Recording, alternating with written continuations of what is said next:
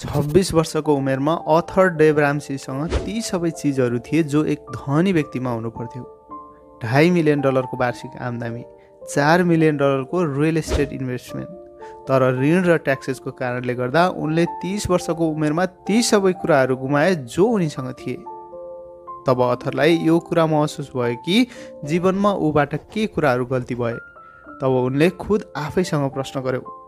जवाफमा उसलाई जे मिल्यो त्यसले उनको पुरा जीवन नै बदल्यो।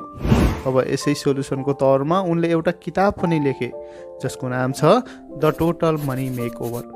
यस किताबमा अथरले पैसा कमाउनेदेखि लिएर पैसा बचाउनेसम्म हर त्यो कुरा सिकाएको छ जो तपाईँलाई फाइनेन्सियल फ्री बनाउनको लागि एकदमै आवश्यक छ।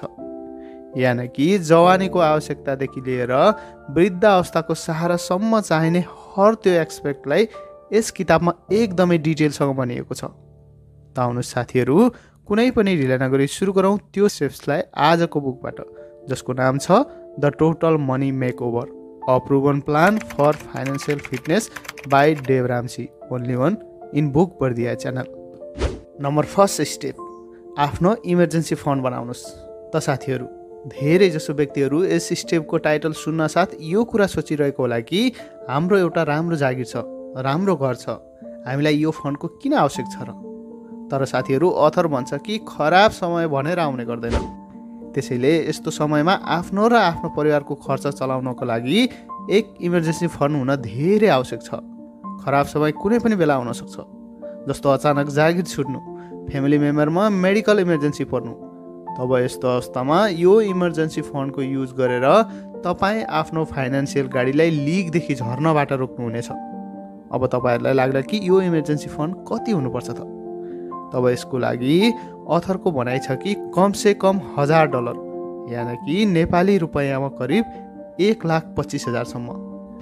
साथै यो फन्डमा दुई कुराहरू हुन पनि एकदम आवश्यक छ। पहिलो यो कि यो रकम तपाईँको साथ लिक्विड फर्ममा हुनुपर्छ जसलाई तपाईँ आवश्यकताको समयमा प्रयोग गर्न सकियोस्, यानि कि स्टक मार्केट वा रियल एस्टेट जस्तो चिजमा इन्भेस्ट नगरेको हुनुपर्छ।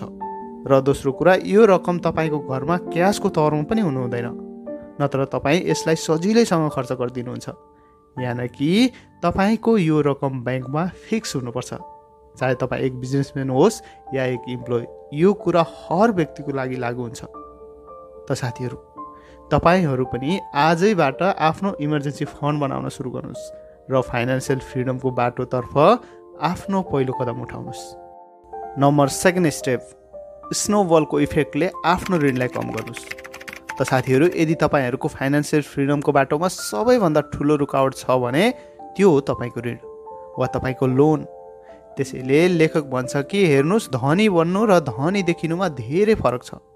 जस्तै तपाईँ एक दिनमा लोन पास गरेर एक महँगो फोन किनेर धनी व्यक्ति जस्तो देखिन सक्नुहुन्छ। यानि कि आजको समयमा जहाँ लोन एक चुटकीमा मिल्ने गर्छ, त्यहाँ एक वेल्दी लाइफस्टाइललाई फलो गर्नु कुनै ठुलो कुरा होइन। अर्थात् ठुलो घर चाहियो, होम लोन लिनुहोस्, लग्जरी गाडी चाहियो, कार लोन लिनुहोस्, यानि कि हर चिजको लागि कुनै न कुनै लोन छ।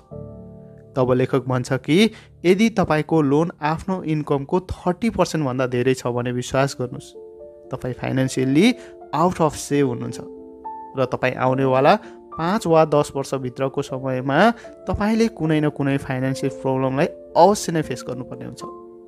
त्यसैले यदि तपाईँ फाइनेन्सियली स्ट्रङ हुन चाहनुहुन्छ भने सबैभन्दा पहिले आफ्नो लोन्सलाई मिनिमाइज गर्नुहोस्। यसको लागि लेखक स्नोबल इफेक्टको मद्दत लिनुहोस् भन्ने गर्छ। यानि कि जस्तो किसिमले आइसको एक सानो डल्लो पहाडबाट झर्दै गर्दा एक ठुलो स्खलनको रूपमा बदलिन्छ, त्यसै किसिमले तपाईँ पनि आफ्नो सानो सानो ऋणलाई चुकाउँदै एक ऋणमुक्त जीवनतर्फ अघि बढ्नुहोस्।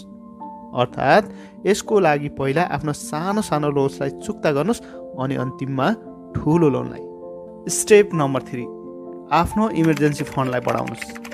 तपाईँले आफ्नो टाउकोबाट ऋणको बोझलाई कम गरिसकेपछि अब पालो आउँछ आफ्नो इमर्जेन्सी फन्डलाई बढाउने।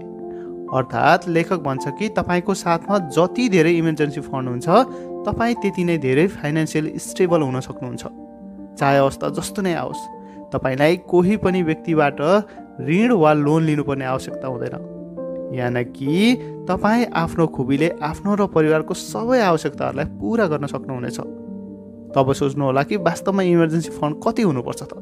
तब अथरको मान्नु छ कि कुनै पनि व्यक्तिको इमर्जेन्सी फन्डमा त्यति नै पैसा हुनुपर्छ। यदि भोलि त्यो मान्छेको जागिर छुटे पनि या बिजनेस बन्द हुन्छ भने पनि तब आउनेवाला 3 महिनासम्म बिना कुनै समस्यामा त्यो इमर्जेन्सी फन्डबाट तपाईँको आफ्नो र परिवारको सबै खर्च चलोस्।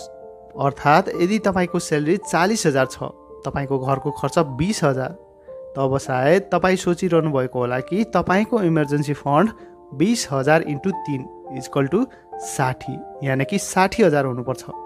तब यसमा लेखक भन्छ कि यो गलत क्यालकुलेसन हो।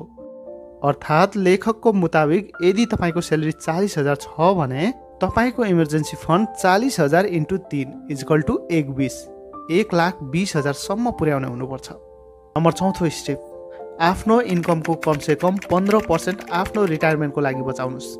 यानि कि यदि तपाईँ आफ्नो पुरा जीवन कसैको पनि सहारा बिना जिउन चाहनुहुन्छ भने तब तपाईँले आजको लागि मात्र होइन बरु कि भोलिको लागि पनि प्लान गर्नुपर्ने हुन्छ। जस्तै जवानीको दिनहरूमा तपाईँ फिजिकली फिट हुन्छ, त्यसरी नै फाइनेन्सियल फन्डको लागि पनि धेरै अप्सन हुन्छ। तर जब वृद्ध अवस्था बिस्तारै आउँछ तब तपाईँको साथ न त हेल्थ नै राम्रो हुन्छ न त तपाईँको फाइनेन्स नै। त्यसैले लेखक भन्छ कि यदि यस्तैमा तपाईँले समय हुँदै आफ्नो फाइनेन्सलाई प्लान गर्नुभएको छैन भने तपाईँ परिवारको लागि एक बोझ मात्र बन्नुहुन्छ। तर त्यही तपाईँले आफ्नो वृद्ध अवस्थाको लागि इन्भेस्टमेन्ट प्लान गर्नुभएको छ, सेभिङ गर्नुभएको छ भने तपाईँले आफ्नो मात्र होइन आफ्नो पार्टनरको पनि आवश्यकताहरूलाई पुरा गर्न सक्नुहुनेछ। साथै आफ्नो वृद्ध अवस्थाको सोखहरू पुरा गर्नको लागि कसै सामु हात पनि फैलाउनु पर्ने हुँदैन। त्यसैले अथर भन्छ कि तपाईँ आफ्नो इन्कमको कमसे कम 15% रिटायरमेन्टको लागि बचाउनु पर्ने हुन्छ। साथै आफ्नो सेभिङलाई म्याक्सिमाइज वा बढाउनको लागि यसलाई तपाईँ इक्विटी फन्ड वा म्युचुअल फन्डमा इन्भेस्ट पनि गर्न सक्नुहुनेछ। नम्बर 5 स्टेप, जीवनको सबैभन्दा ठुलो लोनलाई पे गरेर तपाईँ आफ्नो जीवन लोन फ्री जिउनुहोस्। लेखक भन्छ कि हामी सबै आफ्नो सुन्दर घर चाहन्छौँ, यसै कारणले होम लोन यति इजी भइसकेको छ कि जसको कारणले 10 मध्ये 8 व्यक्ति आफ्नो सेलेरीबाट होम लोनको किस्ता तिरिरहेको छ। हेर्नुहुन्छ भने यसमा कुनै खराबी छैन। तर तपाईँ खुद आफूलाई र परिवारलाई कुनै पनि किसिमको चिन्ताबाट टाढा राख्न चाहनुहुन्छ भने तब अथर भन्छ कि यो होम लोनलाई चाँडोभन्दा चाँडो चुक्ता गर्नुहोस्। साथै अथरले यस किताबमा होम लोन र अन्य किसिमको लोनको बारेमा क्लियर गरेको छ। जस्तै आमतौरमा मानिसहरू 10 या 15 वर्षको लागि एक ठुलो एमाउन्टमा होम लोन वा अन्य किसिमको लोन लिने गर्छ र आफ्नो वास्तविक लोनभन्दा डबल वा ट्रिपल इन्ट्रेस्ट भर्ने गर्छ, जसले उनीहरूको जीवनको सारा कमाइ खाने गर्छ। त्यसैले अथर हामीलाई यो कुरा स्ट्रिक्टली सजेस्ट गर्छ कि कहिले पनि 15 वर्षभन्दा धेरै वा आफ्नो घरको टोटल कस्टको 25% भन्दा बढीको लोन नलिनुहोस्। यदि तपाईँले योभन्दा धेरै लोन लिनुभयो भने यो लोन एक दिन तपाईँको सबैभन्दा ठुलो स्ट्रेसको कारण बन्ने गर्छ। साथै अथर यो पनि भन्छ कि तपाईँ आफ्नो डेली आवश्यकताहरूलाई पुरा गरिसकेपछि तपाईँको साथ जो पनि पैसा बच्छ त्यसलाई लोनको प्री पेमेन्टको तौरमा छोडिदिनुहोस्। यसले तपाईँको लोन छिटै समाप्त हुन्छ र आउनेवाला समयमा तपाईँ पनि संसारको ती 2% मानिसहरूमा सामेल हुन्छ जसमाथि कुनै किसिमको लोन छैन। स्टेप नम्बर 6, अल्टिमेट फाइनेन्सियल इन्डिपेन्डेन्टलाई हासिल गर्नुहोस्। जब तपाईँले ऋण मुक्त जीवन हासिल गर्नुभयो, रिटायरमेन्टको लागि प्लान गर्नुभयो, अब पालो आउँछ धनी बन्ने र लाइफलाई इन्जोय गर्नेको। अहिलेसम्म तपाईँहरू यो सोचिरहनु भएको होला कि अथर हामीलाई जीवनमा इन्जोय गर्न रोकिरहेको छ र मेहनतमाथि मेहनत गराइरहेको छ। तर अथर भन्छ कि फाइनेन्सियल फ्रिडम पछि इन्जोय गर्नमा जो मजा आउने गर्छ त्यो ऋण लिएर कहिल्यै पनि र कदापि आउने गर्दैन र यो बिल्कुल सही पनि हो। जब पनि तपाईँको सबै किसिमको लोनहरू समाप्त हुन्छ भने तब तपाईँको सेभिङ रेट पनि बढ्ने गर्छ र जसलाई पनि तपाईँ इन्भेस्टमेन्ट गर्न सक्नुहुन्छ। अनि त्यो इन्भेस्टमेन्टबाट जो रिटर्न तपाईँलाई मिल्छ त्यो हुन्छ तपाईँको वास्तविक वेल्थ। यसलाई तपाईँ म्युचुअल फन्ड, रियल इस्टेट वा एसआइपी कुनै पनि फन्डमा इन्भेस्ट गर्न सक्नुहुन्छ र जब तपाईँको इन्भेस्टमेन्टबाट आएको पैसा सेलेरीभन्दा धेरै हुन्छ तब तपाईँ सही मायनेमा फाइनेन्सियल इन्डिपेन्डेन्ट र स्टेबल बन्न सक्नुहुन्छ। अनि यसपछि तपाईँले आफ्नो जीवनमा कहिल्यै पनि पछाडि फर्केर हेर्नुपर्ने आवश्यकता नै हुँदैन। त साथीहरू, यो थियो आफ्नो पैसालाई टोटल मेकओभर गर्ने 7 तरिका from the book total money मेकओभरबाट। यदि तपाईँहरू पनि आउनेवाला केही समयमा स्ट्रेसफुल लाइफ र स्टेबल लाइफ जिउन चाहनुहुन्छ भने यो 7 स्टेप आफ्नो जीवनमा अवश्य नै एप्लाई गर्नुपर्ने हुन्छ। सो भिडियो यही आएर कम्प्लिट हुन्छ। भिडियो कस्तो लाग्यो फिडब्याकमा पक्कै दिनुहोला। साथै तपाईँहरू अबको समरी कुन बुकबाट चाहनुहुन्छ त्यो पनि कमेन्ट सेक्सनमा लेख्न सक्नुहुनेछ। म भिडियो बनाउने पुरा कोसिस गर्नेछु। त आजलाई यति। हस्त, धन्यवाद। जय नेपाल।